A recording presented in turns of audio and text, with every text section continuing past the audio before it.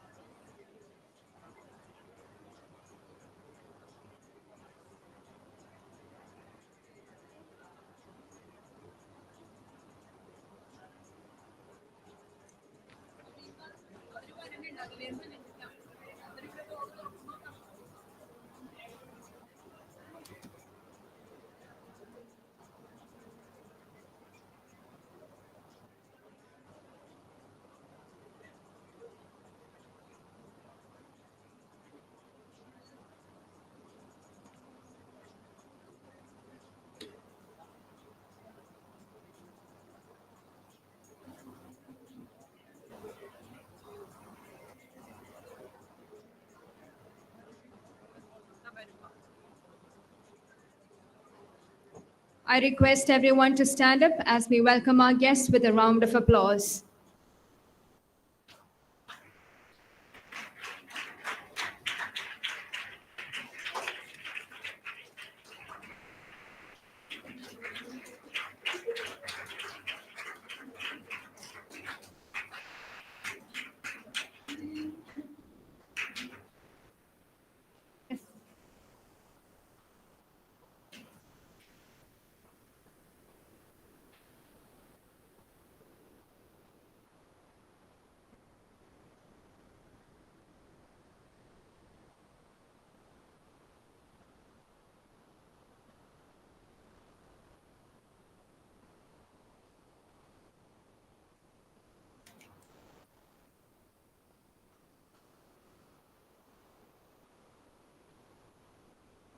Good afternoon, distinguished guests, faculty members, and dear participants. Federal Institute of Science and Technology, FISAT, is a private self-financing engineering college established and run by the Federal Bank Officers Association Educational Society, FBOAES. The FBOAES is an initiative of the Federal Bank Officers Association, FBOA, with the motto, Focus on Excellence. The MCA program department is proud to consistently present qualified professionals to the software industry. The department has always been on track to bring out the best from the students and have succeeded to bring out good academic results and placement records every year. Today, we gather here with immense enthusiasm and pride as we mark the inauguration of the 60 national level faculty development program organized in association with Tata Consultancy Services, TCS Kochi, on the generative AI revolution, navigating the opportunities and challenges. Over the next few days, we have an exciting lineup of sessions and workshops designed to provide you with valuable insights and practical knowledge. Thank you for joining us, and we look forward to an inspiring and productive week. We have experts from various domains joining us to share their knowledge and experiences.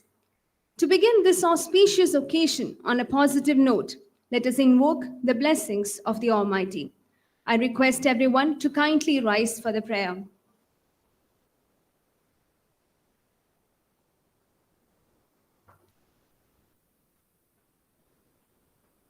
പ്രാർത്ഥനകൾ പാതയിൽ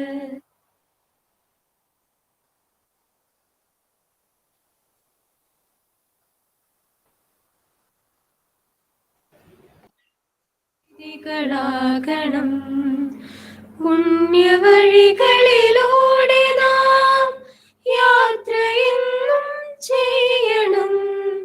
യാത്ര ചെയ്യും വേളയിൽ ഈശ്വരനെ ഓർക്കണം. ഈശ്വരനാണിന്ധനം, ഈശ്വരനാണിൻ ഫലം. ഈശ്വരനാണിന്ധനം, ഈശ്വരനാണിൻ ഫലം.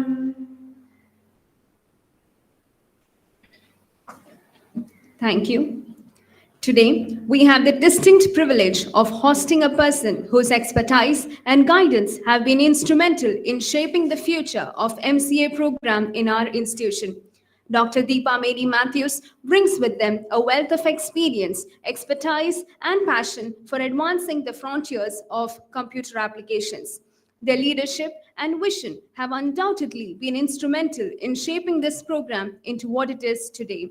With immense pleasure, I invite Deepa ma'am to welcome the gathering. Ma'am, please.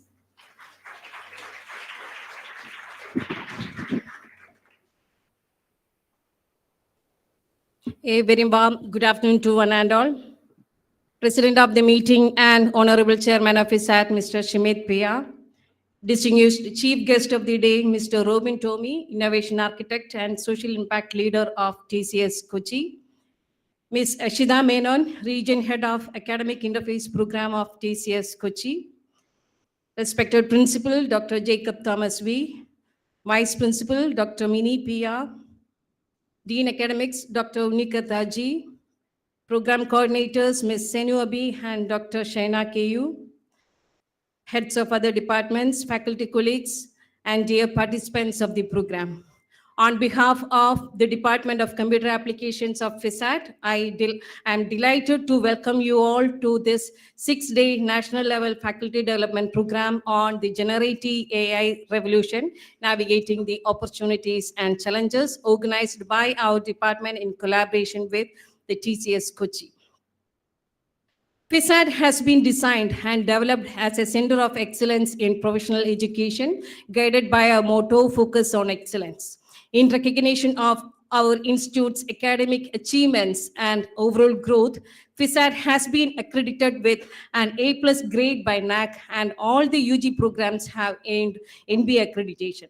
And these achievements are a testament to the exceptional leadership and guidance provided by the FISAT management team. Today, we are privileged to have Mr. Shimit Pia, the chairman of FISAT, with us. Despite his busy schedule, he has graciously made time to be part of this meeting. His unwavering support for all the activities of our department has been invaluable. On behalf of the Department of Computer Applications, I extend a warm welcome to Shimit sir.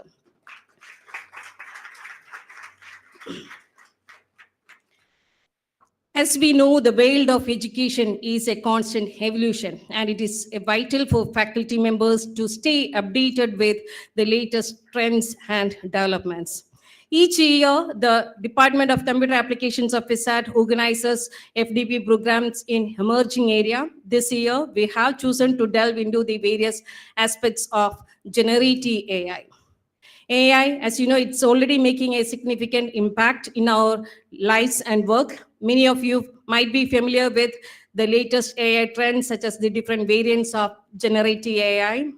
By 2025, AI is expected to play an even more prominent role in finance and other sectors.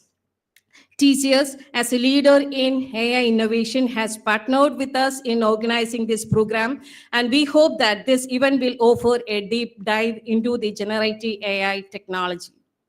Today, we are honored to have Mr. Robin Tomey, one of the esteemed figures from TCS, as our chief guest.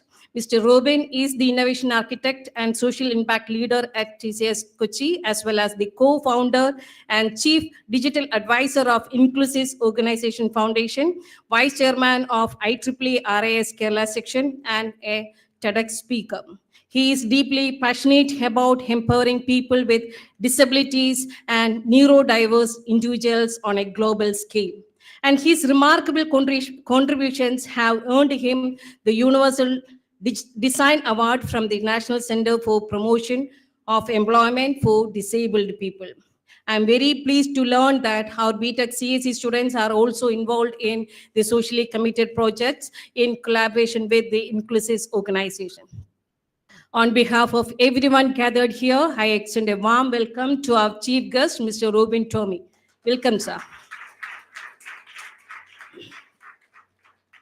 Let me briefly outline the various sections included in this FDP. On the second day, Mr. Jacob Thomas, Delivery Manager of TCS Interactive, will be present, an overview of generative AI models in various domains. And the section on the third day, Architecture and Working of GPT Variants, will be led by Mr. Ashwin Joy, Technical Trainer of TCS Digital Cadre, Kochi. And on the fourth day, Mr. Abraham Roy, IT Analyst at TCS, will discuss various use cases of Gen AI. On the fifth day, various generative AI tools used for research will be covered by Nishad A, who is an academician currently working with KITES Government of Kerala. And the final section will be led by Rajiv Eruvath, Enterprise Architect at TCS, on ML optimizations and AI PCs. And we would like to take this opportunity to express our heartfelt gratitude to Team TCS for their generous support in making this program a reality. A special thanks to Ms. Ashida Menon, Region Head of the Academic Interface Program at TCS Kochi, who put in tremendous effort to organize this event in a very short time. It is a moment of great honor and delight for me to stand here today and welcome Ms. Ashida, who is one of our first batch students, back to this meeting. Welcome, Ashida. I extend a special welcome to our dear principal, Dr. Jacob Thomas, whose active involvement and unwavering support have been instrumental in all our department's endeavors. His guidance and encouragement have played a crucial role in organizing this event. Welcome, sir. I would also like to extend a heartfelt welcome to our Vice Principal, Dr. Mini Pia, whose continuous support and guidance have been invaluable to our academic community. Welcome, ma'am. It is also a great pleasure to welcome Dr. Unikata Ji, Dean of Academics, to this meeting. Welcome, sir.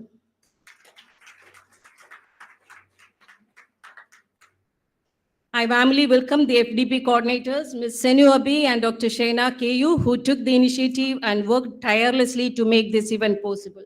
With great pleasure, I welcome Senu Miss to this function. We are thrilled to have over 150 participants joining us for this event, which is being held in hybrid mode. Faculty members from Hyderabad, Pune, Chennai, Punjab, and various parts of Kerala have joined us in online mode. Thank you all for being part of this FDP. And on behalf of this institution, I extend my warmest regards to all the participants. Welcome to each and every one of you. I also want to take a moment to welcome all my dear faculty colleagues and students who have joined us today to hear the insightful talk by Mr. Robin. Once again, welcome to you all. We hope this FDP will provide you with a fruitful and enlightening experience. Thank you.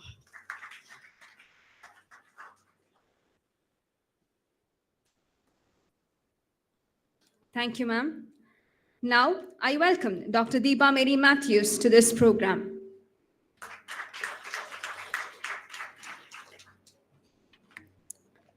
Our chairman, Mr. Shimit Pia, who is a distinguished individual with an illustrious career in the field of education. As an advocate of innovation and growth, Mr. Shimit's contributions have been instrumental in shaping the future of our college.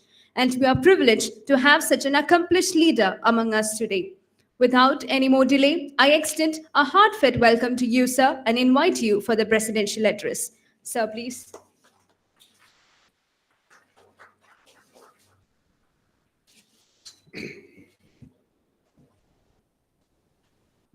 ഈ FDP ഉദ്ഘാടനം ചെയ്യുന്നതിനും നിങ്ങളോട് സംസാരിക്കാനുമായി എത്തിയിട്ടുള്ള mister Robin Tomy, innovation architect and social impact leader TCS Kochi, നമ്മുടെ തന്നെ അലുമിനിയായ Ashitha Menon, region head academic interface program TCS Kerala, doctor Jacob Thomas V principal, doctor Mini PR vice principal, doctor Unnikartha G dean academics, doctor Deepa Mary Mathews HOD, miss Sennu Abi assistant professor, പ്രിയപ്പെട്ടവരെ, ഇതൊരു ഫാക്കൽറ്റി ഡെവലപ്മെന്റ് പ്രോഗ്രാം ആണെങ്കിലും കൂടുതൽ audience student ആണ്. ഇവര് മുഴുവൻ നേരം ഇവിടെ ഉണ്ടാവോ? ഇല്ല. ഓക്കെ, നിങ്ങൾ നല്ല ഭക്ഷണം കഴിച്ച് ഉറക്കം വരുന്ന സമയമാണെന്നറിയാം, അതുകൊണ്ട് പെട്ടെന്ന് വിടുമെന്നാണ് നിങ്ങളുടെ HOD പറയുന്നത്. ഓക്കെ, എനിവേ, ഞാൻ ഇതിനെക്കുറിച്ച് സംസാരിക്കുന്നത് generative revolution navigating the opportunities challenges. ഞാൻ അതിനെക്കുറിച്ച് സംസാരിക്കാൻ ആളല്ല, കാരണം എനിക്ക് അതിനെപ്പറ്റി അറിയില്ല എന്നുള്ളതാണ് വാസ്തവം. അപ്പൊ ഈ അറിയില്ല എന്ന് പറയാനായിട്ട് കാരണം അങ്ങനെ തുറന്നു പറയാനുള്ള മനസ്സ് നമ്മളിൽ ഉണ്ടാവണം. പലപ്പോഴും നമുക്ക് സംഭവിക്കുന്നത് നമ്മൾ അറിയാത്ത കാര്യങ്ങളെയും വെച്ചങ്ങോട്ട് കാച്ചും അല്ലെ. നമ്മള് സ്റ്റുഡന്റിന്റെ ഒരു കാലഘട്ടത്തിൽ നമുക്ക് അറിയില്ല എന്ന് പറയാൻ ഭയങ്കര മടിയാണ്. ഇതെന്താ പ്രശ്നം എന്നറിയോ? നമുക്ക് ഇന്റഗ്രിറ്റി നഷ്ടപ്പെടും. നിങ്ങൾ പ്ലേസ്മെന്റിലൊക്കെ പോകുമ്പോൾ നമ്മൾ അറിയില്ലെങ്കിൽ അതിനെക്കുറിച്ച് വാദോരെ സംസാരിക്കാൻ ശ്രമിക്കും. ഒരിക്കലും ചെയ്യാത്തൊരു കാര്യമാണ്, ചെയ്യേണ്ടാത്ത കാര്യമാണ്. അപ്പൊ അറിയില്ലെങ്കിൽ അറിയില്ല എന്ന് പറയാൻ ഐ ഡോണ്ട് നോ അല്ലെങ്കിൽ നോ പറയാനായിട്ട് നിങ്ങൾ പഠിക്കണം. അതൊരു ഡെവലപ്മെന്റ് ആണ്. അത് സ്റ്റുഡന്റിന്റെ ഭാഗത്തു നിന്നുള്ള ഡെവലപ്മെന്റ്. ഇതേപോലെ നിങ്ങൾക്ക് ഫാക്കൽറ്റീസിന്റെ ഡെവലപ്മെന്റ് വേണം. ഫാക്കൽറ്റീസ് എന്ന് പറയുന്നത് അപ്ഡേറ്റഡ് ആവേണ്ട കാലഘട്ടമാണ്. കാരണം ഫാക്കൽറ്റീസിനേക്കാൾ കൂടുതൽ ചിലപ്പോൾ സ്റ്റുഡൻസ് അപ്ഡേറ്റഡ് ആയി മാറും. അങ്ങനത്തെ ഒരു കാലഘട്ടമാണ്. പണ്ടൊക്കെ ഈ നോളജ് കിട്ടാൻ പുസ്തകങ്ങൾ മാത്രമായിരുന്നുണ്ടെങ്കിൽ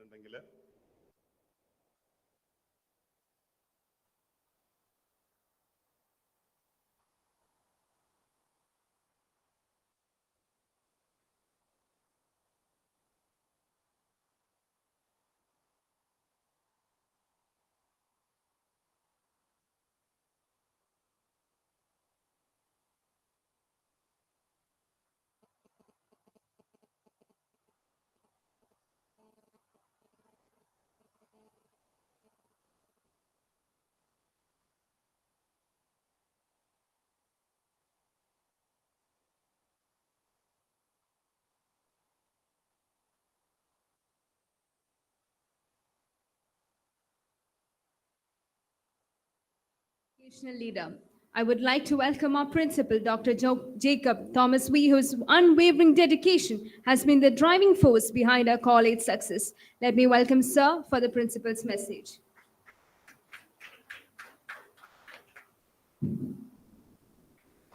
The president of this meeting, Mr. Shimit Pia, Honorable Chairman of FISAT.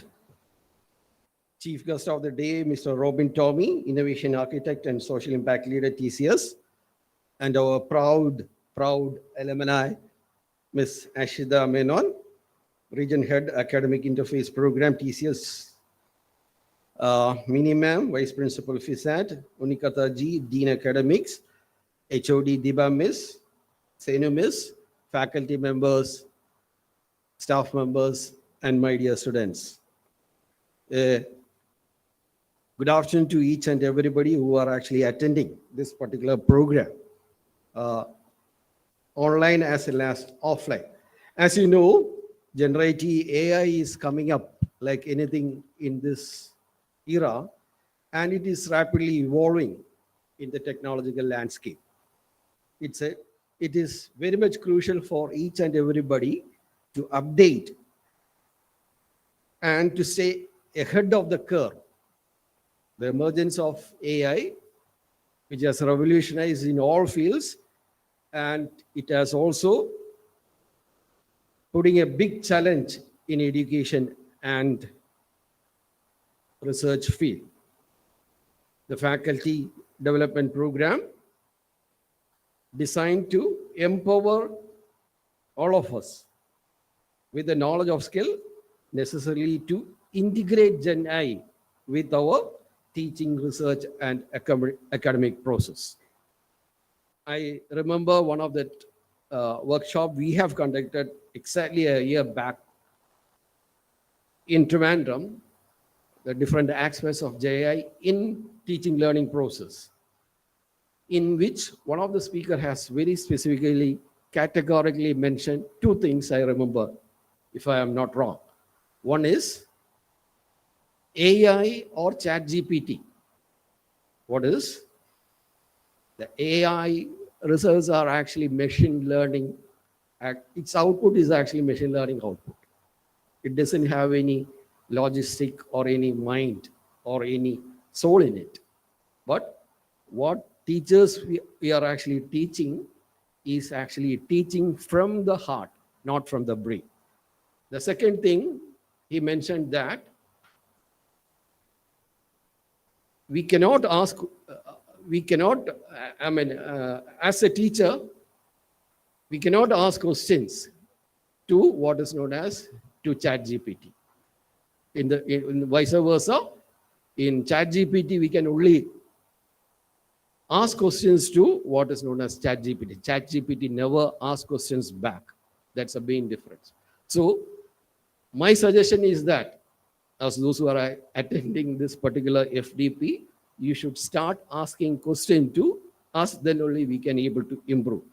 And I think this 6-day FDP will actually consist of different aspects, the fundamentals of Gen AI, architect and working of different variants of GPT, Gen AI as a tool for researchers, ML operations, and AI-based PCs. I think this is a wonderful opportunities we have got with us in collaboration with TCS, who is actually leading, one of the leaders in this Gen AI in the field of technology. So let us embrace this opportunity to upskill and reskill our talents. Together, let us harness the potential of Gen AI to shape the future of education. So I welcome each and everybody to this particular program, and I wish this program will be an enriching one. Thank you.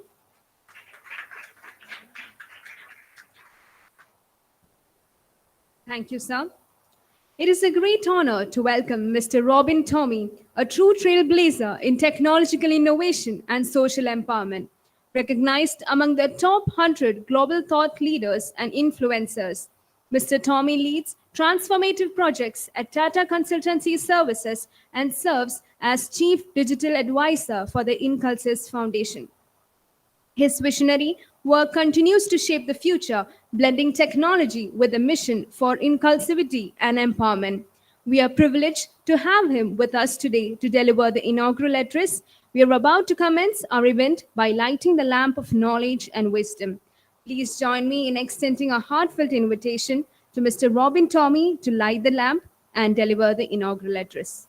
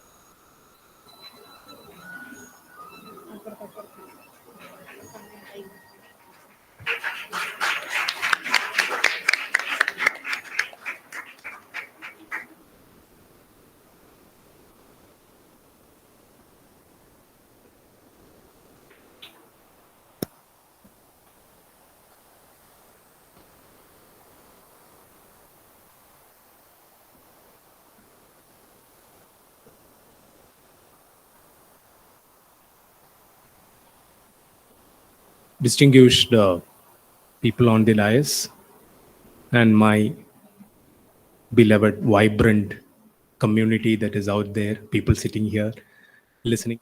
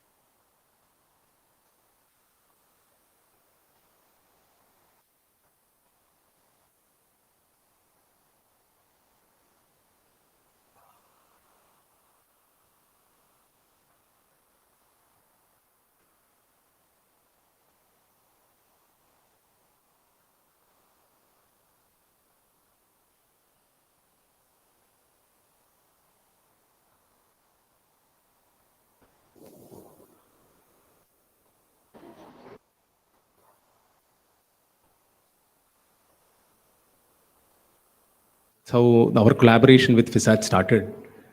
Then came Renu. Renu and myself, we wrote a book on robotics. So you can search for Renu in Google, you will see her book. Along with me, we have written. So she was working on AI and robotics. Then I think the collaboration again, during the COVID times, we had a lot of activities going on from the background perspective. That's when I took over the IEEE robotics and automation section of Kerala as a vice chairman.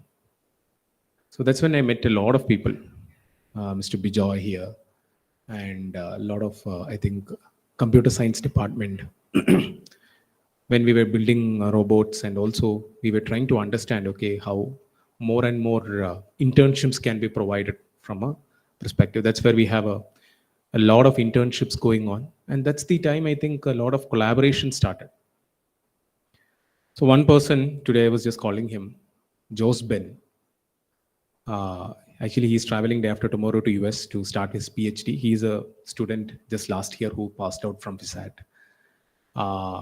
So he was with me in this IEEE. He has been the student branch head for IEEE RAS. So we have been working very close, and we usually have meetups every month or at least twice a month, one or the other. So FISAT has been like I would say, secondary home, especially for the students I've been working with, the professors we have been working with. And more than that, as you might have heard, I have a foundation called Inclusive Org Foundation, which is a foundation that's working for people with disabilities.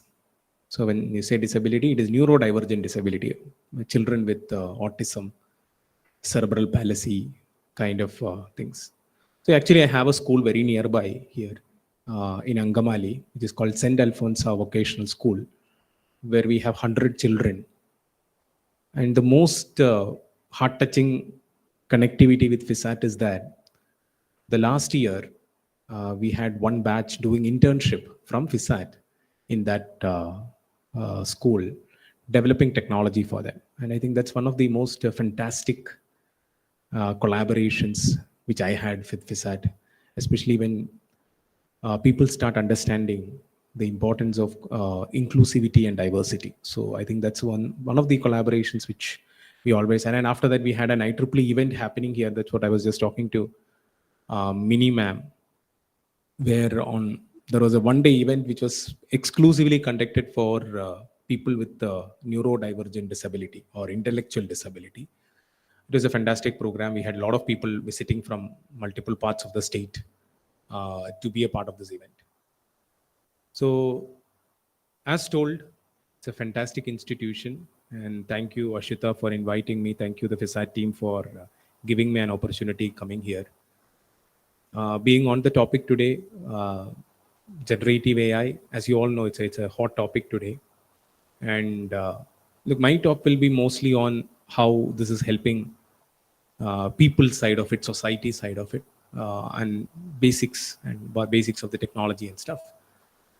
But more of today, in our context, when we talk about any technology, Gen AI or any technology that is supporting us in reducing, you might have heard about the productivity questions. There's a lot of change in productivity that's happening. But more than that, today the change that's actually happening in the world is creating a huge barrier across the world. All these technologies are doing that now.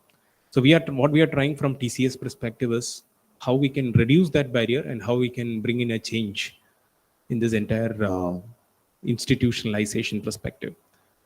So I think that's it from the perspective of the collaboration that we have with FISAT and the change journey that we are working on. And thank you so much for inviting, and wish you all the best for the 6-day event that's happening here. And wish you are going to learn a lot of things, new things that's going to happen across the globe. Thank you. Have a great day.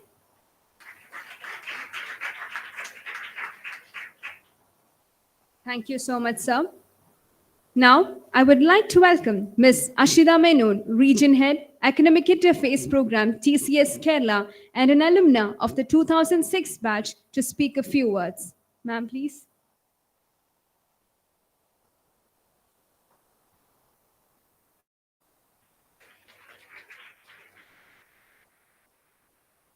Respected dignitaries on the dais, my beloved gurus, and the future leaders who are sitting in right front of me.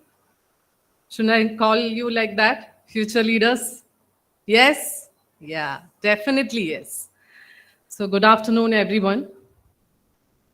Privileged and honored to be here today to my own alma mater, representing TCS for this kind of collaboration that we are having, a 6-day long FDP. Last time also, previous year also, we have had this FDP series. So this time, almost the same time, I think Deepa ma'am called me. I mean, I was also thinking about the same. So that time itself, she also called me to arrange this. So thank you so much, FISAT, for giving us this opportunity to conduct these kind of activities so that the bridging of gap between the academia and industry is always in place. After all, these FDPs are for you so that you would get to understand how this AI is evolving and the landscape is changing, because that is tomorrow for you. So thank you, FISAT. Thank you, MCA department, for giving us this opportunity. Heartfelt thanks to my TCS team who has taken out their time for conducting these sessions. Thank you, Robin. I know his hectic schedule. He is here today. So just one food for thought for all of you. When I was sitting there and I was looking at your faces, see, industry is not expecting only the technically sound guys there. They're also expecting the future generation to be a critical thinker, to be resilient, to be problem-solving people. So I'm sure that my faculties would agree with me. I was not a technically sound person, but I had a positive attitude. So I think that was one main reason that I could get into such kind of prestigious organization. So just think about it. Think that that would be the 3 things that would help you to have a successful career. Again, wishing all the best for this 6-day program. I hope this time as well, it would be a great success. Thank you so much. Have a great day. Thank you. Thank you, ma'am, for your kind words.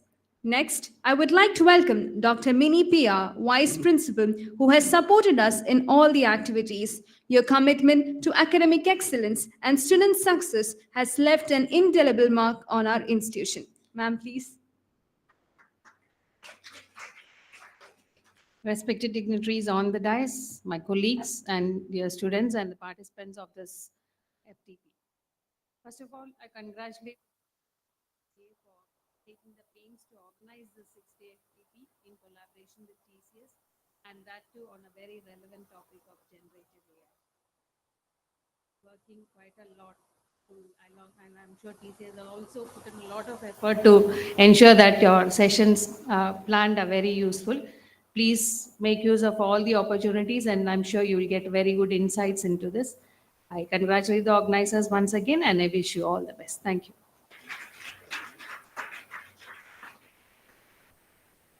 Thank you, ma'am.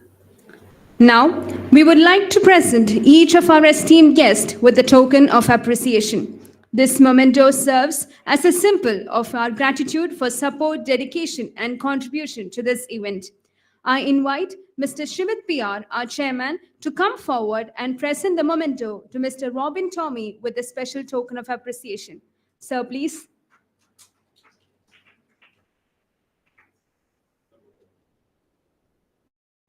Let's give a round of applause.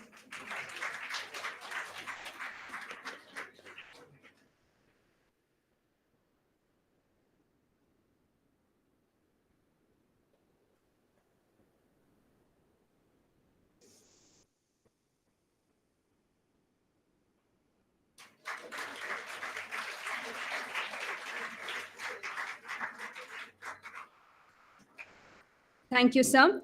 Now I invite Dr. Jacob Thomas Wee, our principal, to come forward and present the memento to Ms. Ashida Menon with a special token of appreciation. As you receive your memento, please know that it comes from the bottom of our hearts, and we hope it will serve as a reminder of this wonderful day.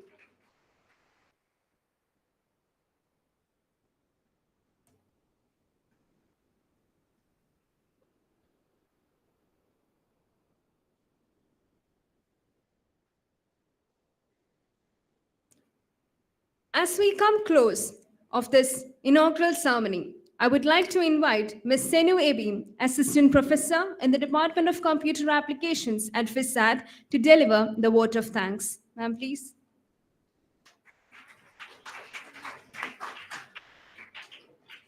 Respected Chairman of FISAT, Mr. Shimit PR, our Chief Guest of the day, Mr. Robin Tommy, Innovation Architect and Social Impact Leader, TCS Kochi, our Alumni and Academic Alliance Regional Head for Kerala, TCS Ashida Menon, respected Principal of FISAT, Dr. Jacob Thomas, Vice Principal Mini Ma'am, Dean of Academics, Dr. Unikartha, HOD of MC Department, Dr. Debe Mary Matthews, all department heads and faculty members who have joined us online and offline, colleagues and my dear students. A warm good evening to all present here. Federal Institute of Science and Technology, FISAT, is always focused in providing quality education to the students, thereby molding them into valuable professionals with social commitment. Guided towards the accomplishment of this goal, FISAT always provide ample opportunities for the faculty members to enrich themselves with the latest in the field of science and technology. Today, the department, in association with TCS Kochi, is providing a platform for the faculty members from various colleges to gain an insight into generative AI, its opportunities and challenges. Faculty development programs of this sort could foster industry-academia interaction and could help the faculty members to gain insight into industry use cases and scenarios. We hope that all will have a very informative session following in the coming days. Let me enter into my duty of expressing a heartfelt gratitude to all present here. Let me express our sincere gratitude to our dear chairman, Mr. Shimit PR, for sparing his valuable time for us and for guiding us with his wholehearted support in all our endeavors. Thank you, sir. Let me express our deepest appreciation to our esteemed chief guest, Mr. Robin Tommy, the innovation architect and social impact leader of TCS, for his presence and insightful words has actually taken us through in generative AI, and we are looking forward to hear more from you.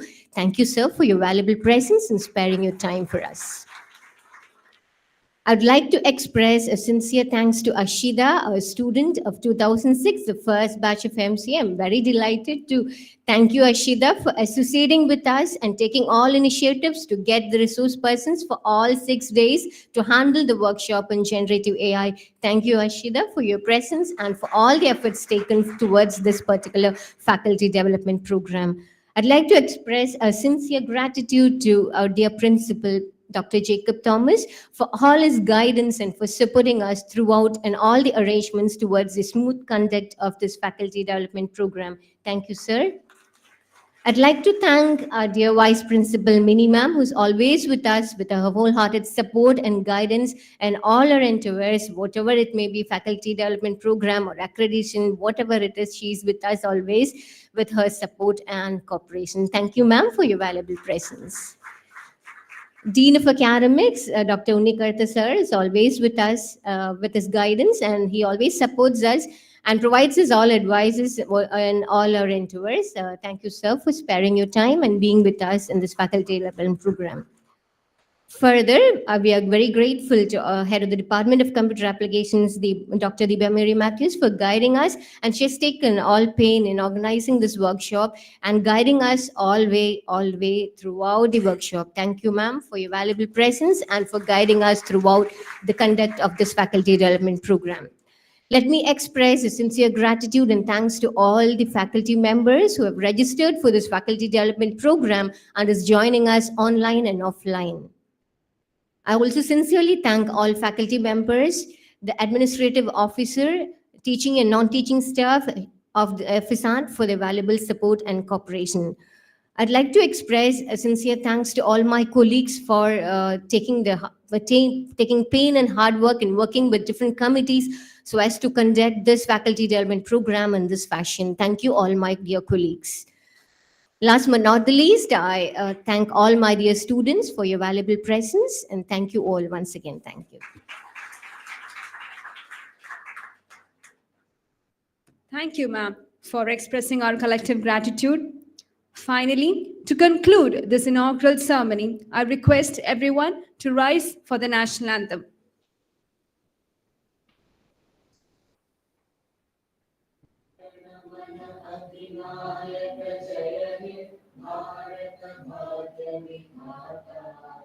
Punjab Sindh Gujarat Maratha Dravida Utkal Ganga Vindhya Himachal Yamuna Ganga उच्चल जलधि तरंगा तव शुभ नामे जागे तव शुभ आशीष मांगे गाहे तव जय गाथा जनगण मंगलदायक जय हे भारत भाग्य विधाता जय हे जय हे जय हे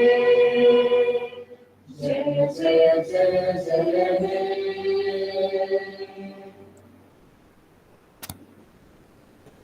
I request everyone to remain seated for the keynote address.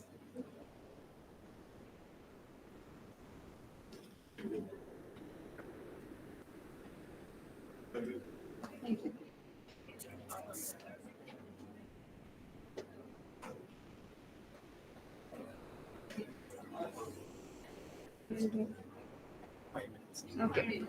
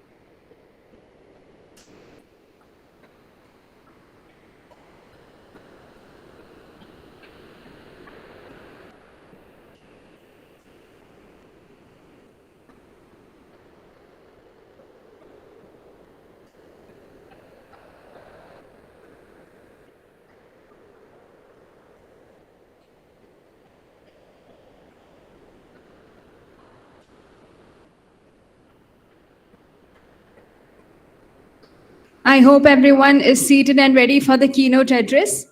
It is my great honor to introduce our keynote speaker for today, Mr. Robin Tommy. His pioneering work in AI, robotics, and emerging technologies is matched by his deep commitment to using technology as a force for societal change. As the Chief Digital Advisor for Incalsys Foundation and a key figure at Tata Consultancy Services, Mr. Tommy's impact extends far beyond innovation. He is dedicated to enhancing lives and creating an inclusive future for all. Please join me in welcoming Mr. Robin Tommy to the stage. Sir, please. Thank you. Thank you.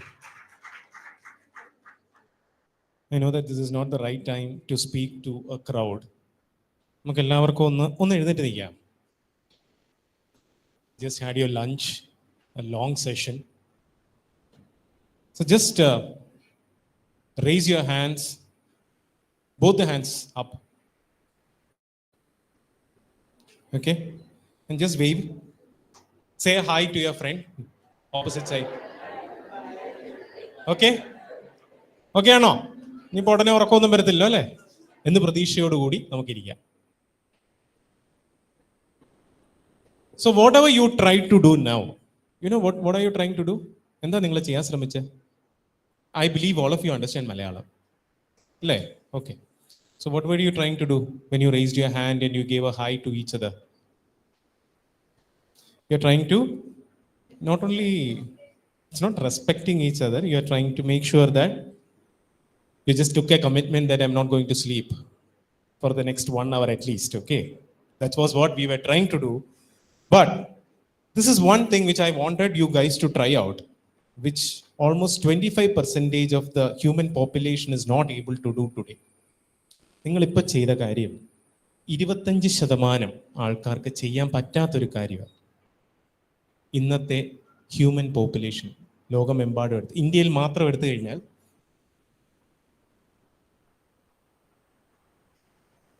so if you look at overall number of people in India, it's almost 35 above, 35% and above, which is almost millions of people who won't be able to do this activity you just did now. It's a very complex activity which you did, standing up, just looking left and right, and then waving by raising both your hands. This is the first time when we were trying to do this activity. We came to know that it is one of the most complex activities when I visited a school. Near you guys only, there is a school called Adarsh Charitable Trust. Okay. It is a school for special education needs where 500 children learn there for autism, cerebral palsy, Down syndrome, etc. Okay. There are almost 500 children. Most of these children are either bedridden, some of them come on a wheelchair. So almost 8 years back, when our own DCH, Delivery Center Head of TCS, so those days Mr. Dinesh Thampi asked us to visit the school in Tripunithara. So we went there with my colleagues. So we had almost 5 to 6 people who went there to see these children there. It's a very interesting school. I would ask all of you to go and just visit the school, if possible, at least once in a lifetime. There is several schools like that near to you. As I told you, we have a school very nearby here. So just go. When I went to the school, So what we usually do when we go to a school, how do you go to a school, first of all? In your school days, you have all gone to school, I know. So how do you go to a school? എങ്ങനെ സ്കൂളിൽ പോകുന്നത്? By school bus. Not everyone. Some of them by, yeah, by walking. Some of them come by a auto rickshaw, cycle, bike. I don't know, I mean, if you use a bike in your school, sorry, you're not age proofed for that. Okay. So it's a challenging activity going to school. It's not that easy. First of all, you don't want to go to school. I have a child, okay. He's just 2 years old. I have 3 kids. The youngest one is 2 years. He's a COVID kid, okay. So this guy, his name is Philip. So this guy is very interesting. So he, since he is almost 2.5 years old, I asked my wife, you find a play school nearby and we will send him there. So we found a play school. Now, every first 3 days, he was very happy to go to the school. Now, he won't even wake up from the bed. Today morning, he just even started crying, saying that his leg is paining. He doesn't have any problem. He doesn't want to go to the play school even. So think of people in 7th standard, 8th standard, 9th standard, 10th standard going to school. Okay. If this guy is not able to go to, he's going to the school just for playing, nothing else. He's not even learning anything there. And he has a lot of friends and things there. That's what is human is built for. Human thing, first thing is resistance. No. You should learn how to say no. But most of the times we don't say no. But there is an inhibition in human being. No. But we are pushed to go to many places. Many people here sitting here also, they have been pushed by your parents to come for MCAs or the BCAs or whatever classes you are here. So there is a reason behind everything. Clear? Yes or no? Now you look at the life of these children. It's a very different life, which you will never ever think. Me, my friends, my colleagues, they went there. It was like 9:30, 9:15, 9:30 in the morning. We are standing outside the school. So I can see that some of them are coming by school bus. And the school bus is very interesting. Most of them have difficulty in walking. Most of them have problem in coming to school. They are afraid of coming to school. So only people who can come to school are people who feel that they want to come to school. There is that kind of a category who will be brought in a school bus. And the teachers will come and they will carry them. Have anyone carried you to the school except in your childish days, like my 2-year-old kid being carried to school? Can you think of a 15-year-old child being carried inside the school? How does that feel? How do you feel like that? If you are 15-year-old or 17-year-old, you being carried by a teacher to the school, you being carried to do your basic things, or basic things like to urinate and go to your toilet facilities. Have you gone through that at any point of time? This is what these children go through on a very daily basis. So that happened. We saw this. We saw their teachers carrying them. So this is one set of children coming in. Then there was another set of children who has come to the school with their parents. The parents, they're not very rich or something. Everyone is below middle class. Most of them are below poverty line, I would say. They actually have driven them to school in their autos. Okay, so they'll catch a auto rickshaw, they'll put them inside along with their wheelchair, and they will carry them to the school. Okay, I've seen them carrying in both their hands. Why do they do that? Why do they want their children to go to school? What is that? Why? Why do your parents want you to go to MCA or BCA or whatever you are here? What is that called? The 4-letter word called hope. Okay, it's just basically saying hope. So they are hoping, they want their children to learn. Okay, that's how all these things start. That's why school is. School is giving you hope. It's giving you knowledge. It's giving you education, blah, blah, blah. But for these parents, their mothers, when I say parents, when I say they are mothers, 75% of them, they are the mothers who come with this child. So they bring them there just for one thing, hope in their mind, understanding or telling themselves that my child also will learn something there. That's it. You should just see them. The brightness of their eyes, face when they carry their child inside each and every classroom. So there are almost like 100 children who come there. But there are another 400 children who cannot come there, who are completely bedridden. So for them, usually the teachers will go there to these homes and try to help them out. So that's how the system works in all these special education needs schools. So me and my colleague was just observing this. So after a few hours, we went through each and every classroom, because the classrooms are not like the first standard and the second standard or the fifth standard that you see in a normal neurotypical school. So all of us are called neurotypical. They are known as neurodivergent because they are divergent in their behavior. So we went to the classrooms. So those classrooms are named as early intervention, Down syndrome, cognitive, physical therapy, occupational therapy. So mostly the words that you see inside a special education needs school is the word therapy. So that is where hope happens.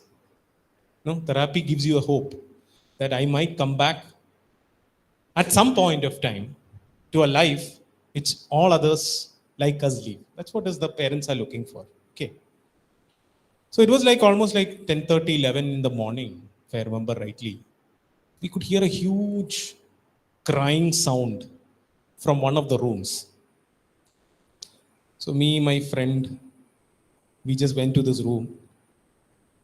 So that room was called the physical therapy room. Now just think of yourself.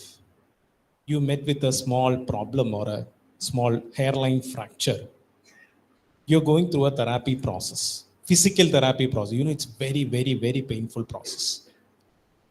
Because any broken part of your body will emit a lot of hormones which will cause so much of pain in your mind. Your brain inhibits your movements and stuff. But these children, specifically the people who are inside this room, they by birth, they are deformed. And that is the reason why they cry. So when you are inside this room, that's the time we wanted to explore more about what is happening inside this room. So what has happened is that we went into this room. We saw a 5-year-old child. He's cerebral palsy. Cerebral palsy is a condition by birth where they are not able to move. Their body is very stiff. Their muscles are very stiff. So if you ask them to move your muscle or just take a hand out, it takes them months to do that because it's very, very stiff for them. And it's very painful. So we saw this guy. So this guy was crying out like anything because the teacher was trying to just asking him to straighten his legs and asking him to do an exercise. It's a very basic exercise, very basic stuff, which we do on a normal day like 100 times or 1,000 times. And that was so painful. He started crying. He just fell down from the top of some kind of a bed. And he started crawling out of that room. And he wants to just make sure he gets rid of that particular environment. It was a very, very bad day, I would say, I've seen in my life till date. And that is the time we thought we should do something for them. I don't know how many of you have seen cerebral palsy children. If not, do just meet them. So that's a difference you will see in your life. Okay. So we were there, we were doing a lot of activities on that day. And that is the day I would say we changed a lot of things, a lot of misconceptions in our life that we are the best or we are whatever we could do, and all those kind of misconceptions came in. That's where we thought, why don't we use something for them, or some changes could be brought in. So I'll continue the story with the change that we brought in for them, for people having disabilities, specifically the disabilities from the intellectual perspective, physical perspective, and also the other disabilities like you might have already seen, the blind and all other kinds of disabilities. So that's where we would be starting our presentation with. I'll just start with a few things to give you a brief background, because our entire session is going to be on what? AI, artificial intelligence. And in AI, there is a very specific area, Gen AI, very interesting area. I know most of you might have started using ChatGPT. Yes or no? ChatGPT. People who have not started, you can raise, it's good. And I can teach you ChatGPT too, that's why. Okay, great. Look, ChatGPT is a blessing. Many of the things today which took us months to do, ChatGPT would give you the data very easily, especially secondary research. We'll see some of them. So what is AI, if you ask me this question? So it's written there. I'm not going to read that. You all know what AI is doing. So it's like your brain. Why, from where did AI evolve from? Where did AI evolve from? Or what is artificial intelligence? In Malayalam, it's called Nirmita Buddhi. What is that? You can be louder here. You all have the energy. Come on. Making machines think like humans. My God. Yes. Anything else? Now, what was there before AI? Now, let us first understand how AI got evolved. No, you should understand that before even you coming to AI. In the year 1920s to 60s or 18s to 1960, what was there? What was the first industrial revolution talking about? How did the industrial revolution started? What is that? When you invented what? Steam engine. Is it only steam engine? If you call it me the first or the zeroth kind of industrial revolution is the wheels, the rounded wheels. Why? What was the humans trying to do?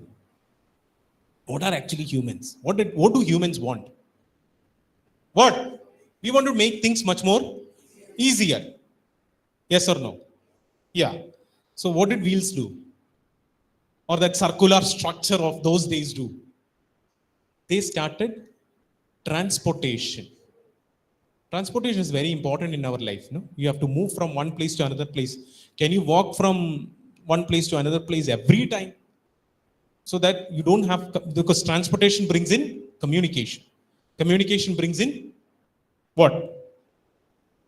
When you start communicating with people, what happens?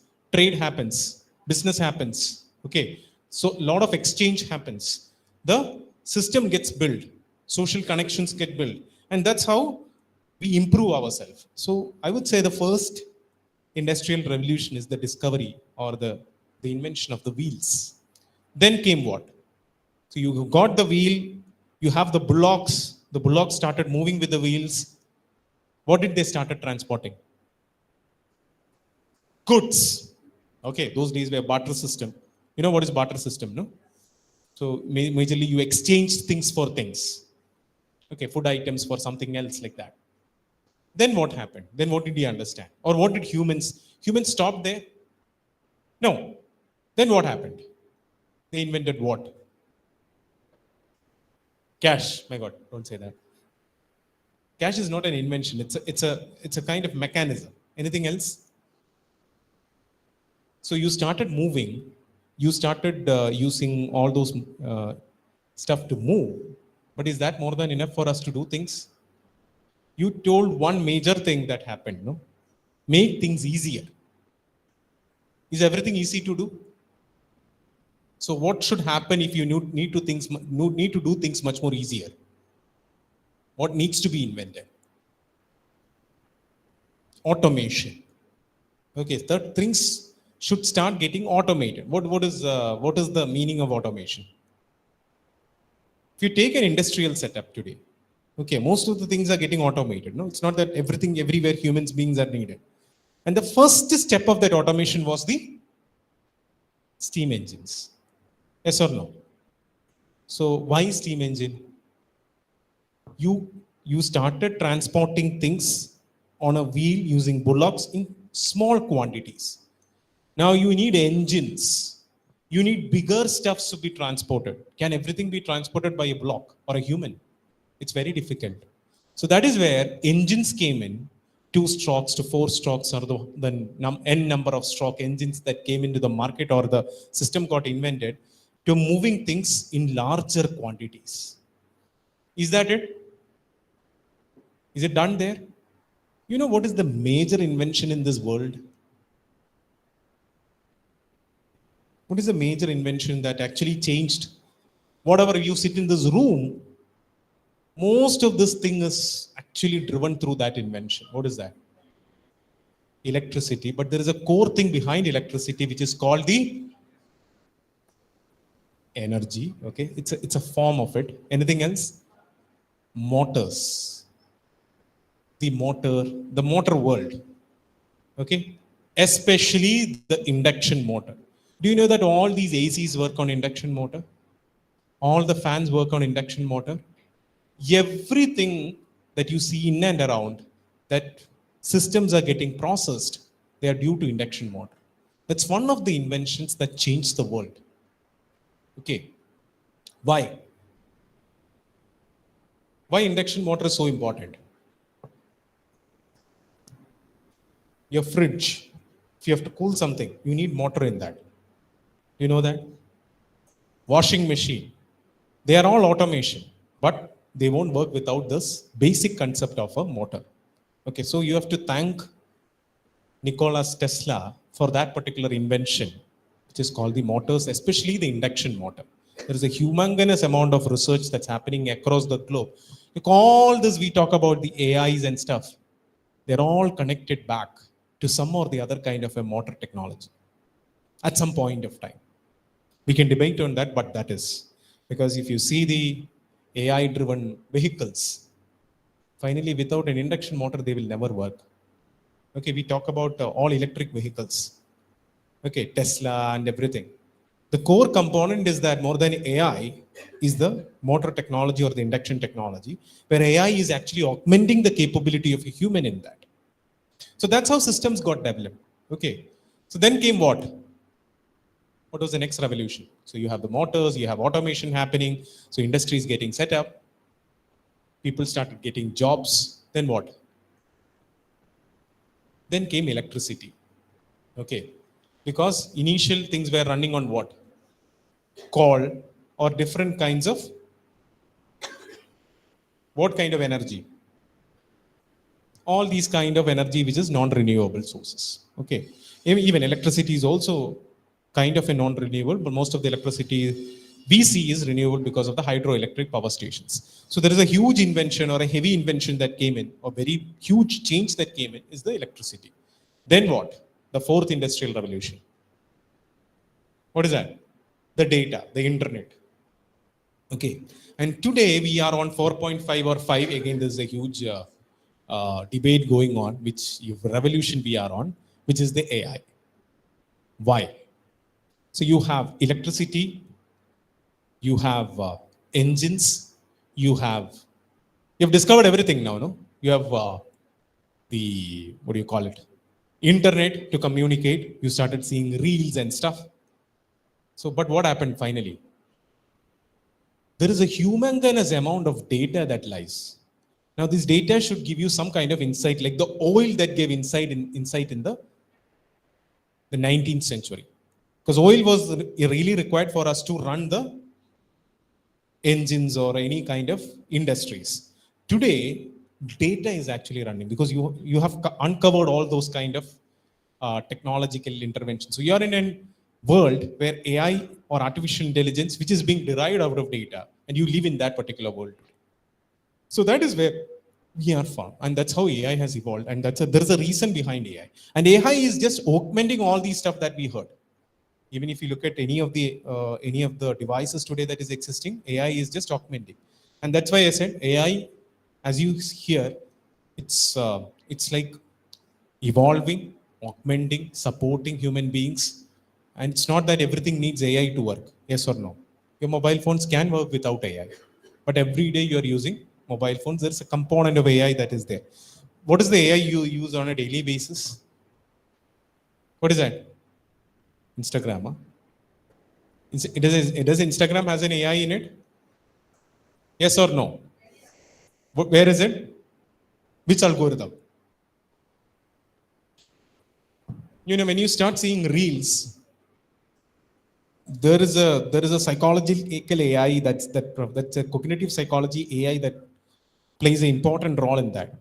It knows what kind of reels you like, whichever you saved, whichever how much time you are spending on a reel.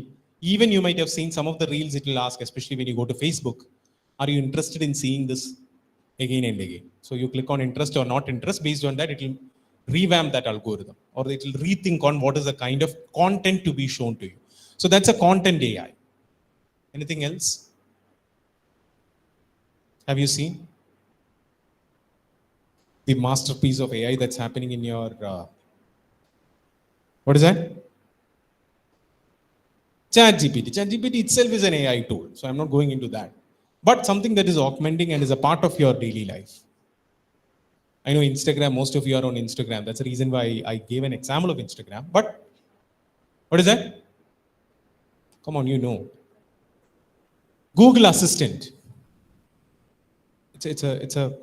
I would say pretty known and a very old generation AI, which is supporting us on our daily activities. Especially you can just talk to anything that you talk to your system.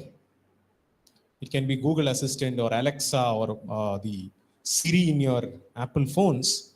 Everything is built on AI, and it's one of the most complex algorithms that is existing, so that it can take an action on your behalf. For example, you might have set reminders, you might have asked for playing a music, whatever. Anything else? Good, that's a great example. Anything that you have used as an AI? Nothing? Google Maps? What is AI in it? Have you ever thought of any AI in that? It's not the AI that is making you miss this place or something. There is an AI that's playing based on how you actually navigate, basically. Some of you might like to navigate through better roads. You might have seen there is a section that asks you when you are trying to set your navigation point, whether you need the shortest route or you need a route with minimum number of tolls and stuff.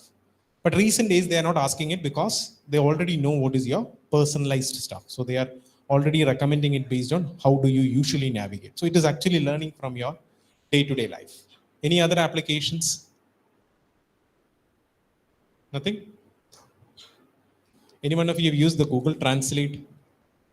Okay, there is a Translate which most of them provide you. It's not only Google. It's a fantastic application, especially when you travel between countries, between states where you don't know the language. So that gives you a lot of options. So this is all AI. So I'm not going to go very deep into what is happening in each of these, the algorithms and stuff, but there's a huge amount of AI. And today AI is integrated into your camera. It is integrated into your, what do you call it? Your microphone. You just take your mobile phone and say, okay, Google. It is always listening to you. How did it understand you said, okay, Google? It is even listening to each and everything that you are saying. It means that there is a system that's always observing. So it's all AI. Your mobile phone is a basic tool on AI, I would say. Okay. But there's a lot of other applications we will see which will help you in making decisions, improving your productivity. Like ChatGPT is like a tool that improves your productivity. Now let us look at how Gen AI has been evolving. Look, it's not that it just got evolved one day. As you see here, 1956, there was several papers getting introduced into the market from a science perspective, where AI was introduced. Then you can see slowly the transitions that happened until 2023, where GPT-4 was released. So there was a huge amount of humongous amount of research happening. A lot of small tools getting built and shown to you. Especially Google was one of the major, Google and Apple, I would say, who has been pushing into the market.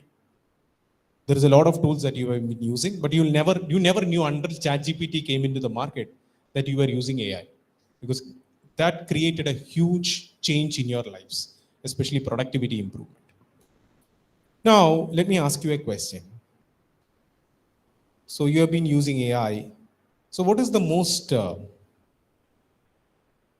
easiest thing that you feel AI is doing to your life? The change that it is bringing to your life. What is that? Experience. So just experience. Anything very specific? Easiness. That is also coming under experience. So it's becoming more and more easy for you to lead your lives. Okay. Isn't that good or bad? Yes or no? Look, earlier, just think of one situation that when you wanted to do a lot of research, secondary research. So the problem we all faced in our early days of career is we had to go through a lot of research papers. We had to read a lot of research papers. Read and then we write down, okay, what are the major points that we should look on or do the research, then go for a primary research kind of. Today it has become so easy with ChatGPTs. So have you all used Anthropic Cloud? It's I would say 10 times better than ChatGPT. Okay, CLAUDE. Just try it out. So you'll get a lot of information, lot of research materials, where which you can do a lot of productivity improvement with these kind of tools. Earlier, another big issue that we were facing is images. Either we have to go and take images, we had to pay money, especially when I was working with the TCS marketing team. One of the biggest challenges we had faced is images of copyright. Because whenever you use an image of copyright, then and there we get sued by the legal teams, saying that you are using copyrighted image. Today you saw what AI changed. How many of you use Midjourney? Very rare. Huh? So there is a powerful tool, Dolly. Dolly you might have used by now. I would say much powerful is Midjourney. Okay. If you can ask your college to get one subscription of Midjourney and try out Midjourney, that is one of the most powerful tools for generating images. Okay, it's not just images. There's a lot of meaning behind that photorealistic images that you can generate. Okay, and these are a lot of tools that is trying to change your everyday life, improve your productivity, improve your chances of doing great things. And parallelly, you will see a lot of AI being integrated for accessibility. So how many of you have used programs for accessibility? Do you know that there is a feature in Google for accessibility? What are those features?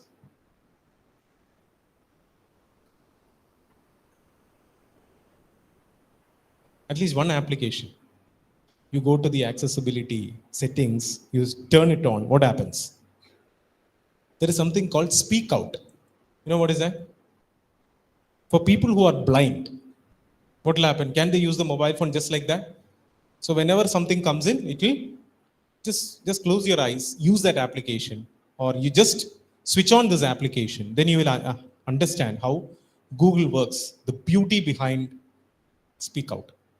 So it will just speak out at your pace, whatever pace you want, and it will give you a lot of information through your audio. Again, there is a huge amount, humongous amount of AI that's involved in that. So there is another application which Google has released almost 2.5 years back. Be My Eye. Be My Eye. Do you know what is that? Ende kannu agamo. That's in Malayalam you will say. So there are people who are completely disabled. Completely disabled in the sense they can only move their eyes. And this was, you might have seen people like that. A classic example is, who is that? Stephen Hawking. What was the disease he was having? It's called ALS. ALS is a disease almost like 5% of the world population has. And it is increasing like anything. There is a friend of mine who just passed away last year. He's very near to Angamali. He was also diagnosed with ALS and he just lived for 10 years. So that is the time I just came to know about this application and we set that application for him. So how it happens is that it will just track your cornea. It's so wonderful. You should see the perfection and the accuracy with which it is able to track your eye, the retina. So when you move towards left or right, it exactly knows what you are trying to ask. So he was asking for a glass of water to his wife using this application. That was the situation. So that's how Google has invented AI. They have gone whatever extent with AI. You will see some of the examples, what TCS has been doing, what we have been doing in this segment. So I just wanted to introduce you to this. So you can see how the hype cycle goes on. As you see here, So generative AI is here. I don't know how many of you are able to make and see this thing. Even I'm not able to see. But this is what is generative AI. And we have almost be on the peak of expectations according to the Gartner cycle. So slowly you will see there is a dip that's going to happen and then go into a maturity phase. So that's where we are today. So that's why you see thousands of applications getting released on a daily basis. But how many of them you are using except ChatGPT or the dollies, which are free? There are thousands of applications getting released. Yesterday I was attending a seminar on one of the application product release ceremony, a fantastic Gen AI application, I would say, where they are trying to help people to attend interviews. Because that's what you're going to do after next 2 years, go and attend interviews. So it exactly helps you, it will identify how you're speaking, your methodology of speaking, what you should have answered for the question, everything. So it's like taking a video interview live. So that's where Gen AI has gone, and that's the kind of applications we are seeing today. So we are on the peak of expectation, so it's slowly going to go down. So you have seen here, this is a lot of news from different analysts in the world. So some of the use cases that we're getting discussed on how the capability of writing, how the CEOs are looking at Gen AI. There is a lot of news that's going on. So I don't want to go in deep into this because these are all the basic stuff which you might be already knowing. Now let us look at something, how the evolution has happened and how the change is happening. So those are some of the examples there. I know most of the examples you know, but what is happening there? So what is the first one? I believe today you use physical books, but more than physical books, you might also be referring to most of the journals and stuff online. So we have moved from that physical to digital. And I will call it as phygital kind of a evolution. So that's what is happening in the area of AI too. AI is helping you to process that information much more better. So that's what is happening in the first region. Second one, your Amazon is a classic example of second one. Okay, convenience. Now I'm just trying to bring in the words and the psychology, why AI is getting so much of market. Because as you see here, this is what? This is convenience. Instead of going to a store, you can sit at your home, select the goods and just buy it out. So you get it, you use it, you might say, I don't want it, you return it, whatever. Okay, so it's convenience now. Now what is third one? Happiness. Happiness has been on your forefront now. Why Netflix has gone so far rather than any other systems or the theaters, especially COVID is, I would say, one of the major contributors for Netflix. But I believe most of you watch Netflix. Yes or no? Okay, why? One is content. They have one of the best contents of the world. How do they produce that content? They take a lot of information from people like us to understand what is the best content to be produced. That's how the Squid Games or anything like that got into being. Okay, because there's a huge, humongous amount of data with which they understand what kind of content to be produced. So that's how the entertainment industry or the happiness industry works. Now, you don't see even a calculator. I don't know, you might be using it for your exams, except in schools. Now, there is no such thing. Casio has almost stopped this one. FX 991, I believe that was the one you might have used in your plus 2 days. Okay, or 990s. Okay. Now, this is something I think that got a lot of attention during your COVID. Teams, Zoom. Can you say me what is the AI in this Teams and Zoom? Anything you have observed? Teams, Zoom, Google Meet. Even there is a Google Meet we are going on. So what is the AI in this? What is that? Voice to text. So there is something called captions you can enable in this. There was a huge fight that happened. Even TCS was a part of this fight with Zoom, Microsoft and all to enable captions because there was a lot of hearing impaired people who found it challenging to attend most of these meetings. Look, when I speak, you can hear. Yes or no? I know some of them are sleeping. It's okay. At least you can hear. Yes or no? Okay. So think of all of a sudden, COVID is coming. They are all at home. They're seeing their siblings attending the sessions on Teams and Zooms. What would happen to people like that? If I'm not able to hear, what would happen? I'll start developing what? Depression. There is almost 3% of people who suicided from the speech and hearing impaired society because of the loneliness that they faced during COVID and because there was no actions taken for them. It's a huge number. There are so many schools that started calling us asking, is there anything else? So we developed a tool called Verbose during that period of time, which is a very, very much used tool by so many people who are hearing impaired. But we had to push a lot of these multinational companies to bring this. And today you will see Google was the first to bring something called captions. In Google, you can even see captions in Malayalam, in Marathi, in Tamil. Everything is there. So you speak in Tamil, it will show you the captions in Tamil. Malayalam, everything you can use. So that's, even though it's a small utility, it makes a huge impact for people. Okay, and that is AI. And that is where AI brings in a change. Okay, so that's what I just wanted to speak about. And the final one is server. I'm not going into that much. So generative AI is majorly used for all these fields. This is for your information, so that you can understand. So if you ask me, where is generative AI used? It is almost used everywhere. So as a student, you have to understand, okay, or as faculties, it's your responsibility to understand where is it being used. So the industries include creativity industry, autonomy industry, adaptability. So even that, those are the core characteristics and the industrial, I would say, notch. There is a lot of applications. I believe most of you use it for content creation, synthesis of data. How many of you used it for data synthesis in your projects?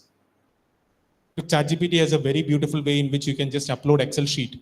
It will show you the graph and the insights from that Excel sheet based on the data, whatever numeric data they are collecting. As a part, you can do anything. For example, attendance.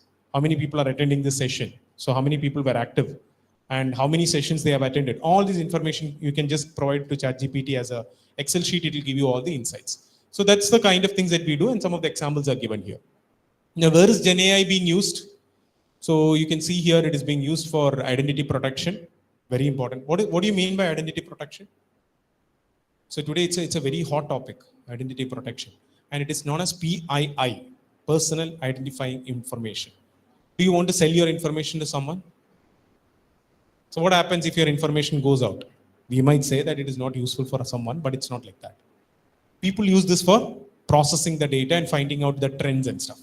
So most of the places people are trying to make sure that that identity is being protected and synthetic data is produced. So that's where it is being used. Image processing, you already know. Audio synthesis. What is audio synthesis? So there is a project in TCS we are doing. I don't know whether I have that slide. It's called Assisto. So where we take the sound of people who are not able to speak. Have you met people who are not able to speak? Or non-standard speech. It's called as non-standard speech. For example, they are trying to say something, but you will not understand. Okay? Because of dyslexia, arthritis and stuff. So we were working with Google on this project. So this is a very beautiful one. I'll show you an example. I think I have an example of that. So you will see here client segmentation, fraud detection, healthcare. Healthcare, there's a huge, tremendous applications going on. Just 3 days back, there is the breast cancer detection algorithm using Gen AI, which has secured almost 99 percentile score. Just check that, you can just read it. So it can detect breast cancer in its infant stage, even before a doctor can detect it. So that's where the algorithms are going towards. And finally, is you see trend analysis to analyze, okay, what is the current trend going on.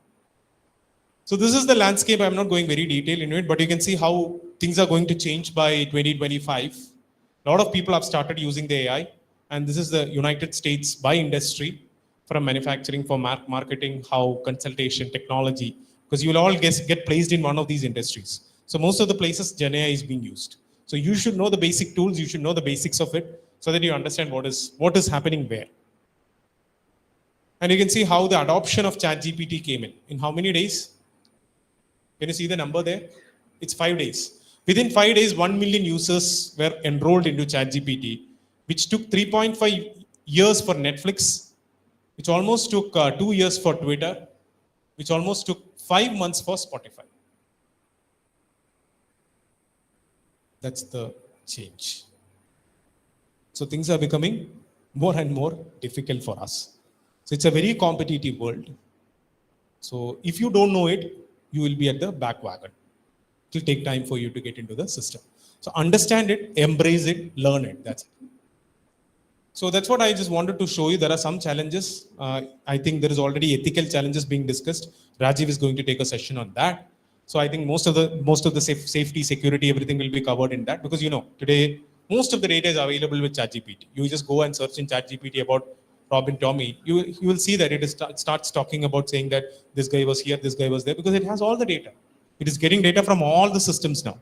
So even your data, it is there.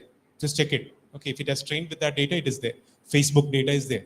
So it has trained with almost all the data. So that is a challenge, but there is a humongous amount of effort going on addressing this. So these are some of the latest happenings from an LLM perspective. As you see, there is an improved context understanding that's going on from a large language models.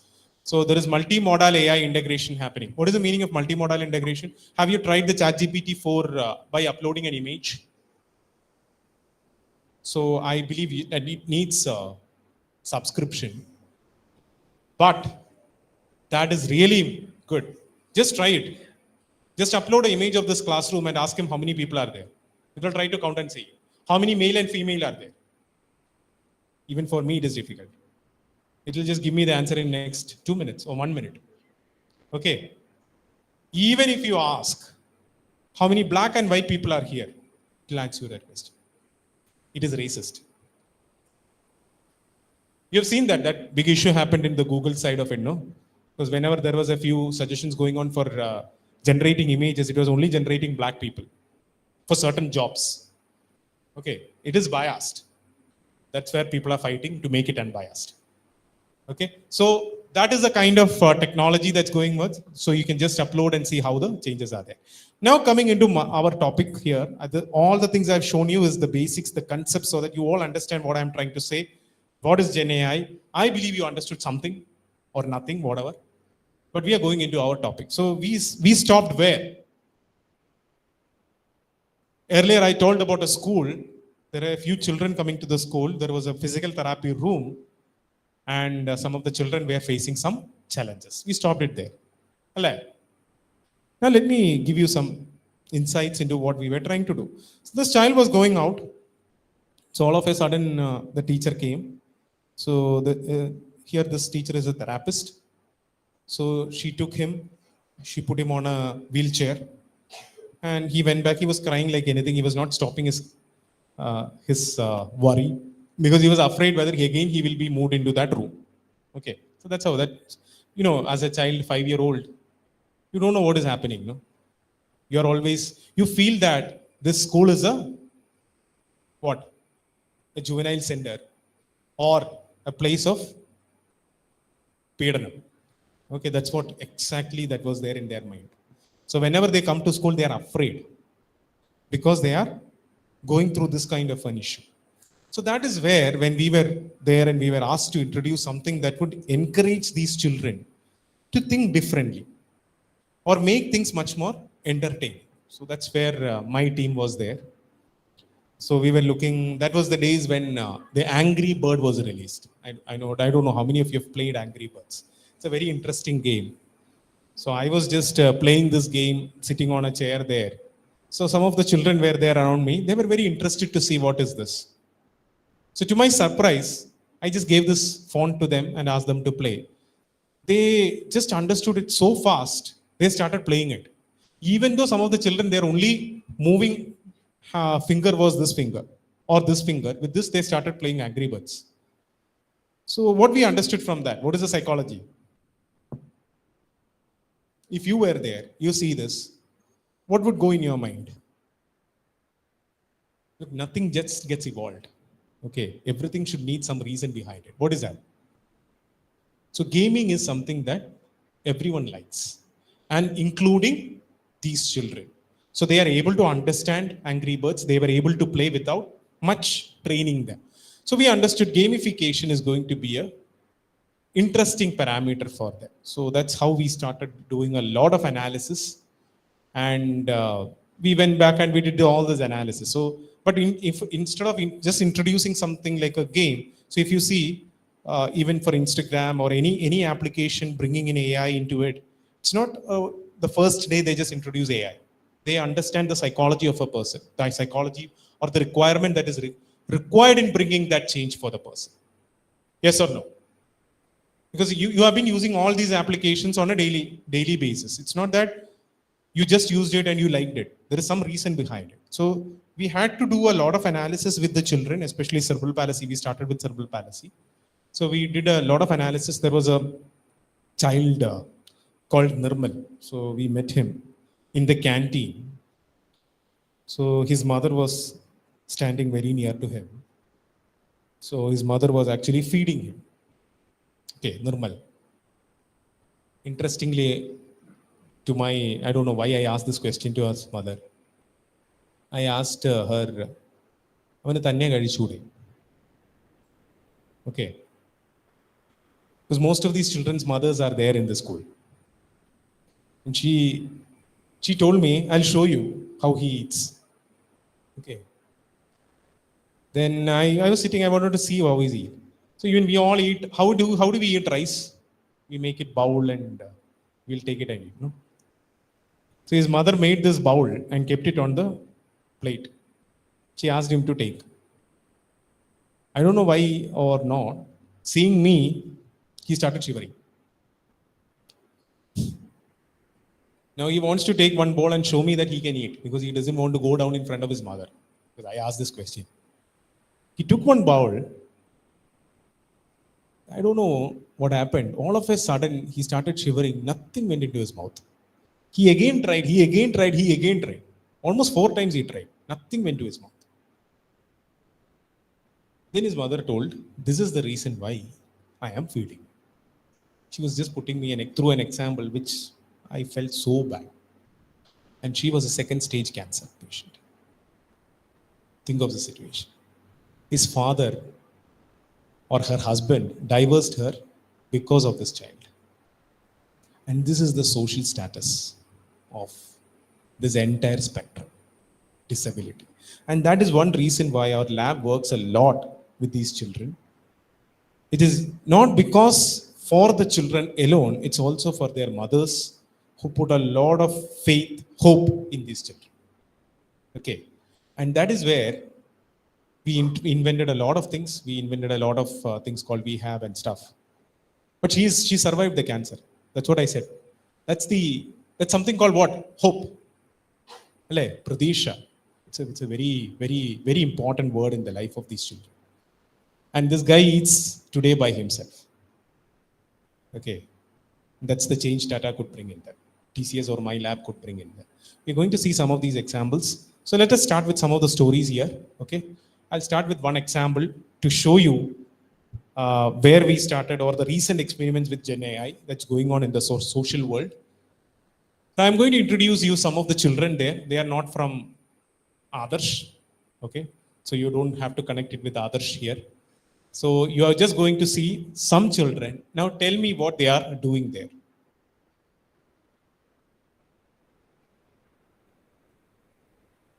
Sound is not there. Huh? Sorry, sound.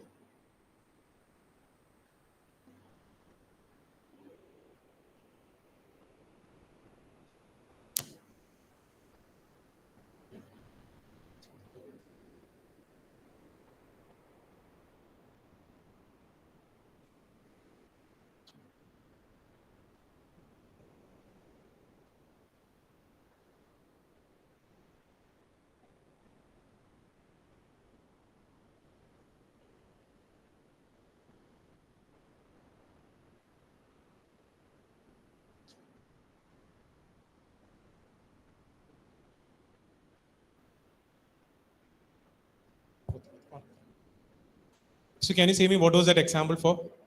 Or what were they trying to do? Can you see some children doing something there? What is that? What are they doing? Can you tell me what are those children? At least looking at what they are trying to do. Actually, there was a sound. I don't know why the sound is not coming. Sorry, sound.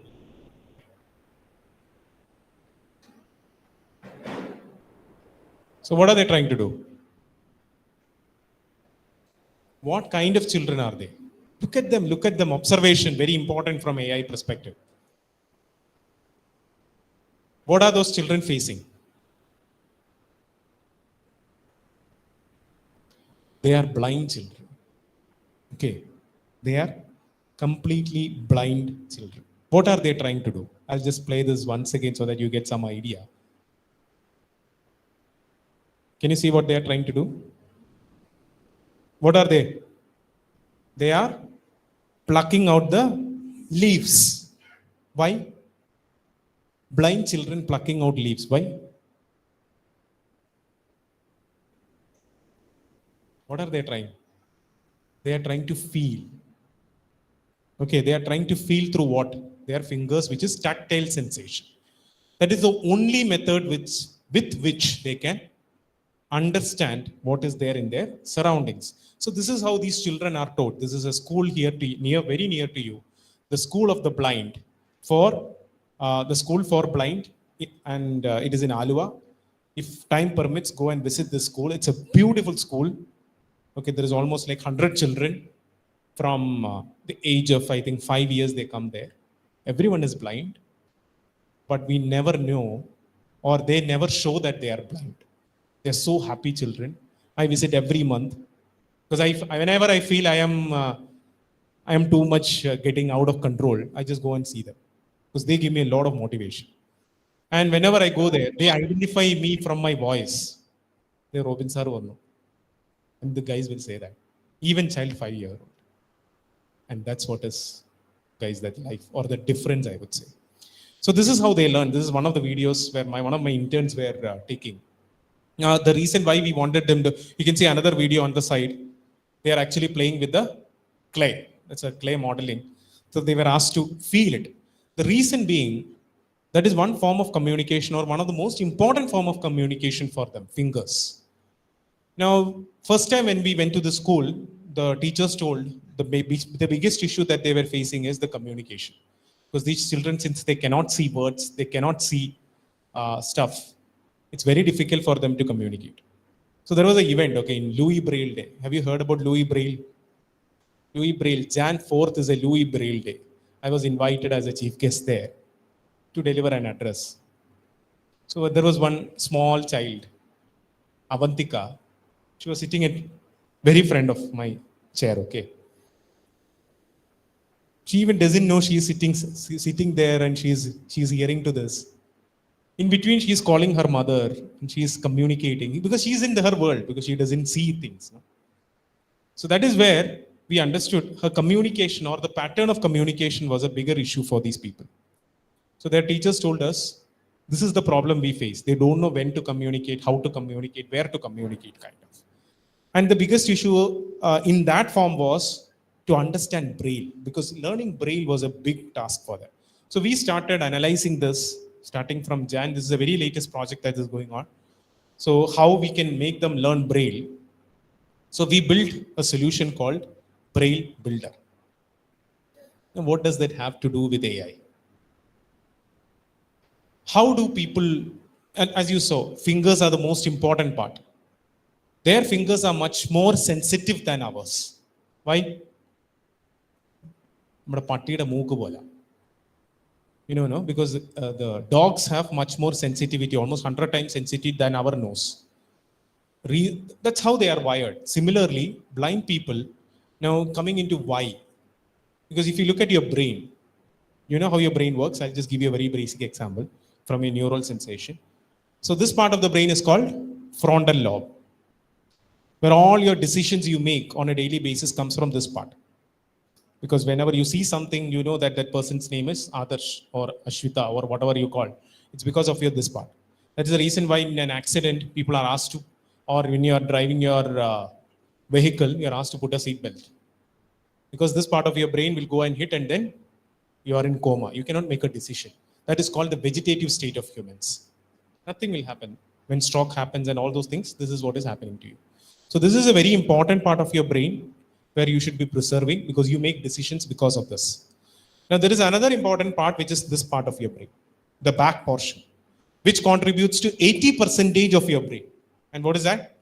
The occipital lobe, which is corresponding to your eyes. And that is the reason why everyone says a picture explains better than words. It's a very basic reason, because picture is conceived by 80% of your brain rather than words, which is conceived only by 5% of your brain. And there is another two more lobes. Here you have temporal lobe and here you have parietal lobe. Temporal lobe decides what? Your hearing, your speech. Okay, and your parietal lobe controls your motion, which I'm walking now. Your cerebellum, everything sits inside your temporal lobe. So your brain is a very important thing. So any damage happening to your brain, you cannot recover from that. Okay, that's why that's a problem that has happened with neurodivergent children. So now you take the case of blind people. What happens? What is happening? For blind, what happens? Come on, guys, let's make it interactive. I'm trying to also give you the core concept so that you understand how this needs to be connected. Because we don't just simply come up with devices or just file a patent. There is a reason. There is a physics, chemistry, or biology behind it. I'm just explaining that. What is it? What happens to blind people? Their 80% of the brain is inactive. So what happens? So the other senses. So what are the other senses that we have? Hearing, touch. What is that? Smell, yeah. Taste, okay. Okay. Feel is also touch. It's all coming under one. So all those four senses will take over what? Your occipital lobe. Your 80% of the brain, which is inactive, now starts learning from what? The other senses. So that is why your tactile becomes more sensitive. Because our tactile is only using temporal parietal lobe, whereas for blind it is using occipital lobe. Now, there is a scientific basis behind it. There are experiments done by deep learning experts like the Stanford Universities, MITs, where a frog can hear through a tongue. You can swap. Because that's how it is brain. Brain is plastic. You can change whatever you want. And that's how AI got evolved. You can look at that experiment. You can just search for experiment in Google or in YouTube. You can see that experiment. It's a very interesting experiment. How a frog is trying to learn from its different senses. Okay. Same thing as getting applied naturally for blind people. So, is that okay? So how do you explore or exploit that kind of a capability is what is brain builder. So as I told you, they learn through ears, they learn through touch. Their touch sensitivity is very active and very, I would say, they would be able to be, it's very powerful, I would say. Yeah, the right word is very powerful. Braille builder. So Braille builder is like a Gen AI application. So there is a LLM model that works behind it. So today, what they do as Braille is just touch the Braille. You know how Braille looks like? I'm sorry. Have you seen Braille? How many dots? You said you saw Braille. How many dots represent a Braille alphabet? 6. Okay, they are 1, 2, 3 vertically and another 1, 2, 3 vertically with a small space behind them. So that's how it gets communicated. Okay, just look in Google, I would say. So it was invented by Louis Braille for communication. But it's very difficult to learn if you're trying to learn A, B, C, D, and then all those things are very, you know how difficult we learned A, B, C, D, and R, E, E, and all. So similarly, they are learning everything through this Braille. So the teachers told, how can you make Braille more interesting? So that was the topic we were dealing. So we invented a Braille machine which can speak. And the speaking is based on capability of LLM, or it's like similar to ChatGPT. So when you make an alphabet using our Braille system, it will talk about that alphabet, A for apple. Not only that, different objects, human, places, using that alphabet. So he's always hearing to it. So he's using not only tactile, he's also using audio sensation. How do we learn? Eyes, ears, hands, touch. So if I am asking you to find out a chair, how do you do that? You look from there, you come near, touch it, sit. You use more than 3 senses. So the more the number of senses you use, the more easier for you to learn things. That's how the learning happens. Okay, this is the basics of how neurotypical learning happens. So that's what we invented, and you can see how the technology works. So this is there is a generative AI algorithm, there is a vision technology that works in, and both working together. So it's majorly giving. So we are working from the brain perspective, neurotransmitter, active listening, and neuroplasticity. Because as I told you, they will not listen properly because they don't know where to listen. How do you listen? How do you listen to things? When I speak, you're looking at me, no? How do you know that you have to look at me? Have you heard about Doppler effect in physics? Basically, that is the principle. So you just all of you just close your eyes, look straight. Close your eyes and look straight. Don't open it. Just close your eyes, look straight.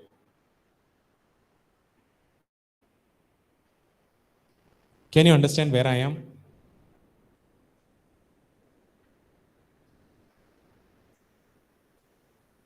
Close your eyes. Just try to locate where I am. And then open.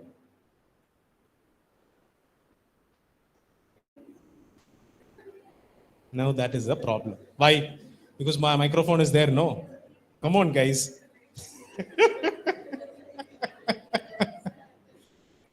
It's okay. That's why I wanted to see how you're going to do this activity. Without a microphone, you will be able to look at me because of the Doppler effect. And second, it's not just because of that.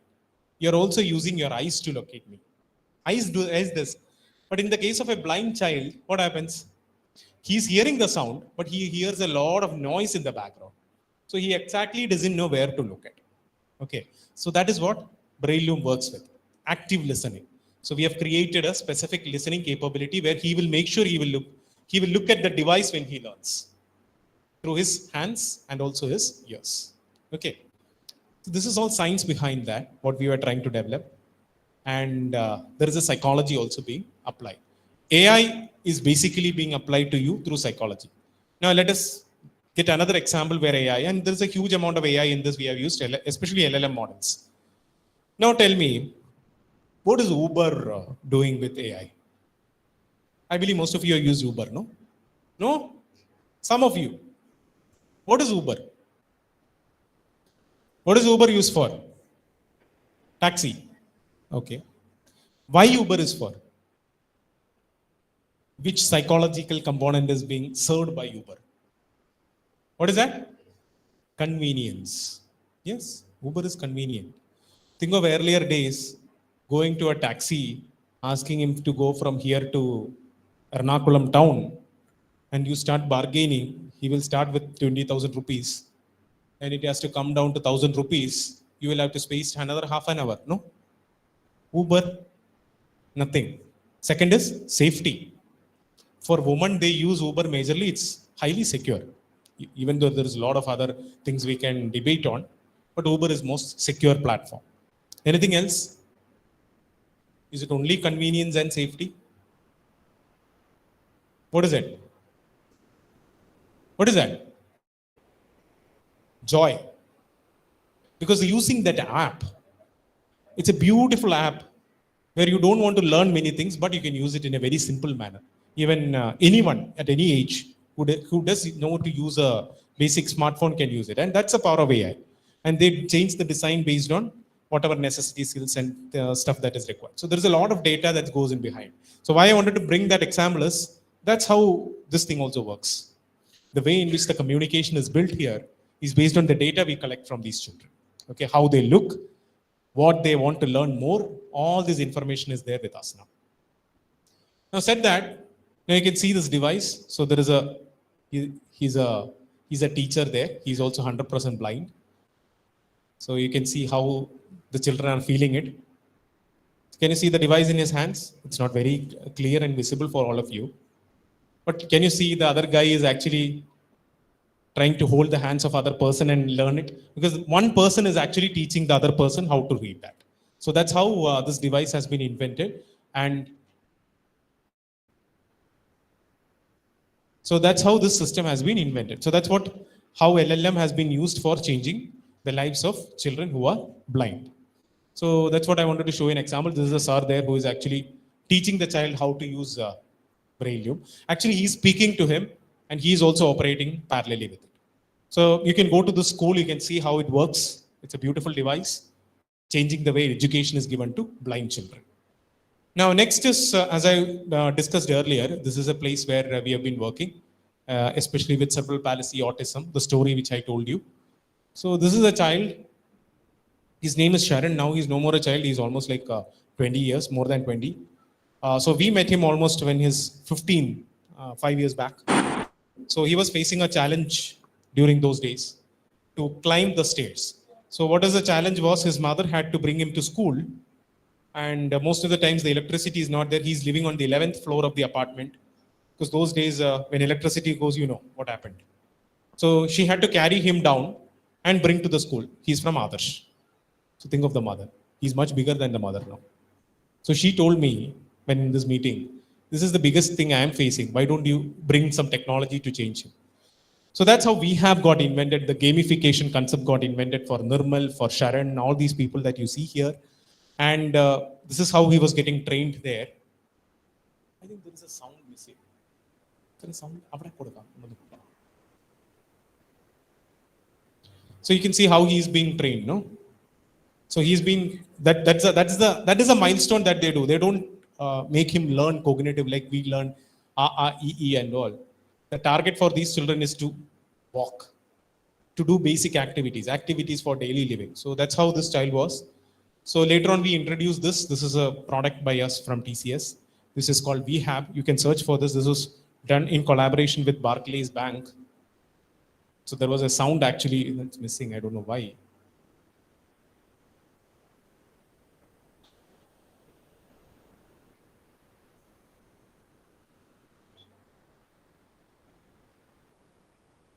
So can you see it's almost after 1 year, he got stabilized. So he's having athetoid, he's having a lot of shivering. So the major challenge that was faced by this child was he was not motivated and his coordination was very weak.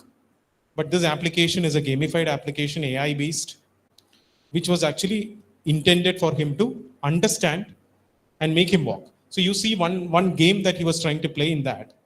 That game was designed specifically for children who wanted to climb the stair up and down. So by unknowingly, I would say, he was doing physical therapy.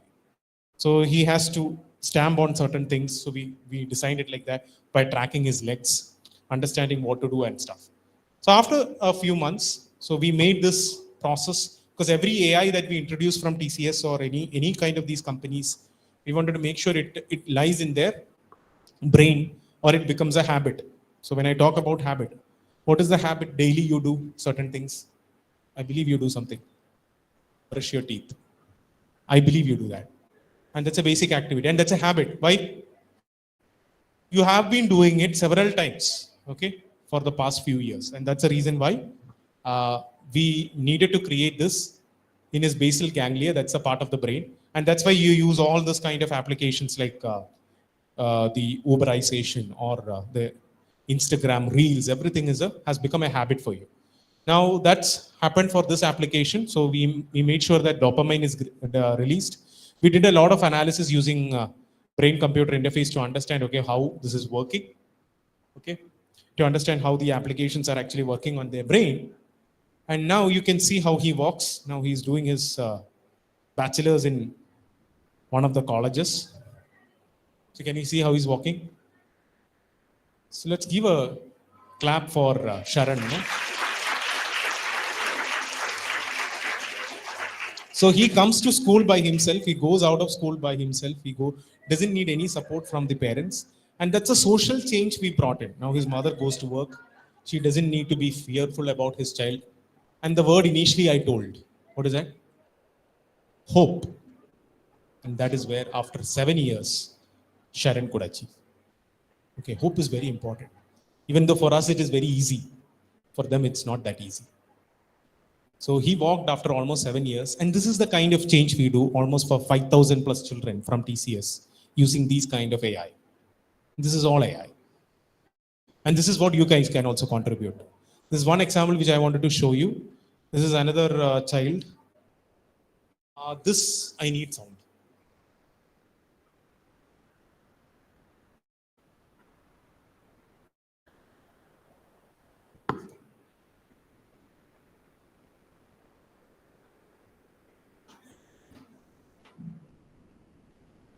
Since I'm facing a challenge with the mic,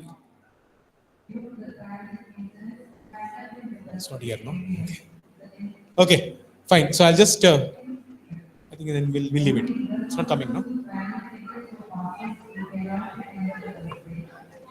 Phone under.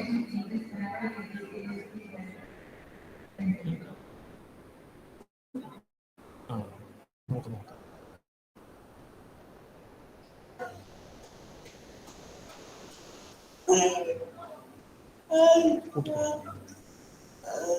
So this is called irregular speech, or this is Anugrah who is not able to speak well, or non-standard speech.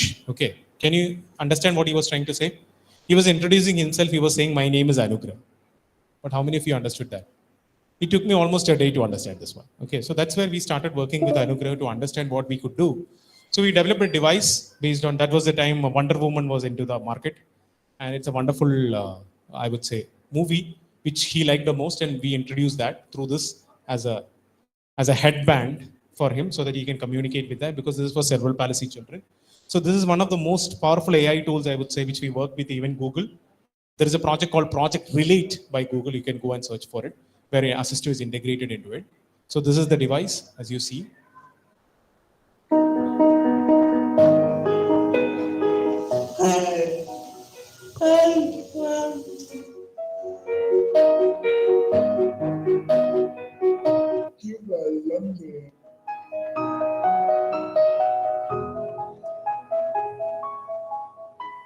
Anugrah very much enjoyed session with Manu and Robin sir from TCS.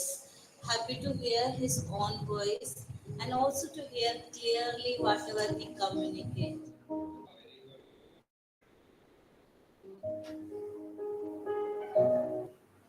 So that's how I'm meeting Anugrah. Okay. Actually speaking,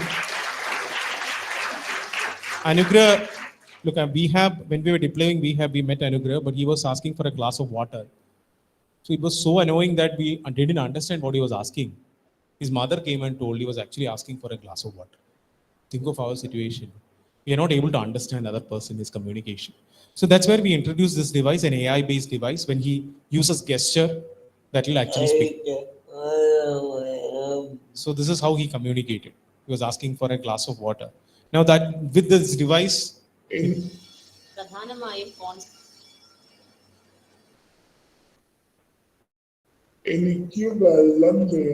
so you can see the clarity with which the speech is now. So that's how we were able to make changes. I'm not going very deep into it because of the time constraint. So this is how the neuroscience, look, any AI that we build, it's not just, if it's for human beings, we evaluate the neuroscience. So that's how we have built it, and that's how the change. So I'm not going very deep into these kind of concepts, and that's the end of the session. Sorry for going fast at the end. So this is what I wanted to introduce you to from a Gen AI perspective. Any questions? You understood everything? Any questions? So you can ask any questions if you have. I'm on LinkedIn. You can follow me on LinkedIn also. So I'm always available to answer any questions. If you're interested to work in these domains, we have several schools nearby, which will give you a lot of insights. You can scan me. This is my LinkedIn for any details. So there is a lot of schools nearby. One is Adarsh, the other is the St. Alphonsus school here. So if you want to work with them, do some projects as an intern, this is the best opportunity we can provide you. Thank you. Wish you all the best.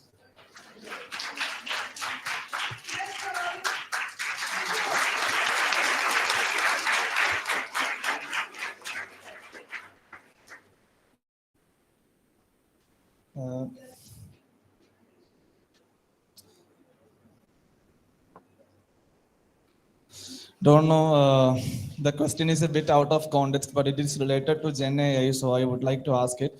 Don't know whether it's a foolish question or not, so but can't help it. So I have a habit of writing stories, so I would write it and I would just store it in the notebook, and I am a bit shy to narrate it to my friends. So yesterday I just felt that why can't AI rate it? So I just translated my entire story into English, and I just copied into the Google's AI, that's Bard, and I just copied the entire story, and I just asked to rate it honestly, and I used the word honestly, and they rated it 8 out of 10.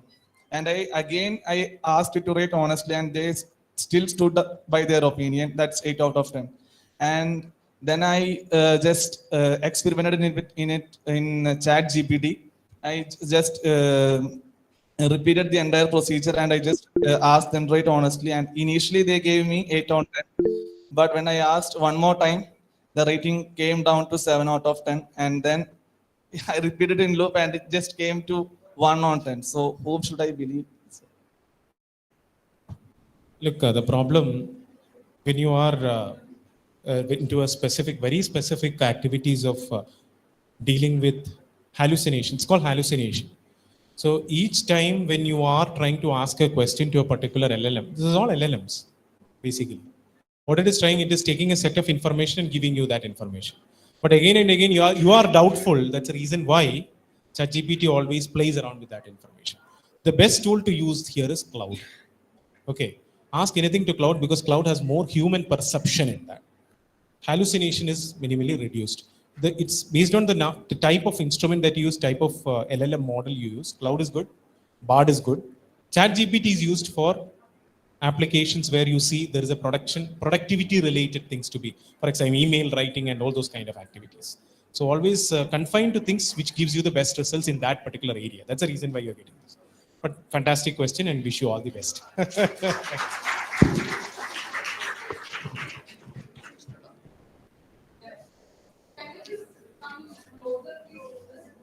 just wanted to take your selfie.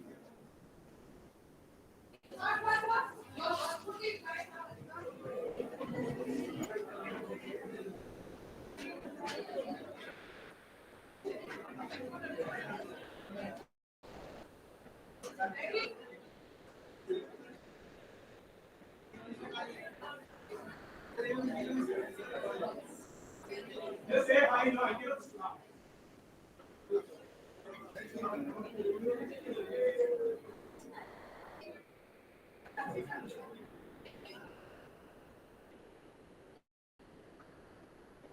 Thank you all, thank you.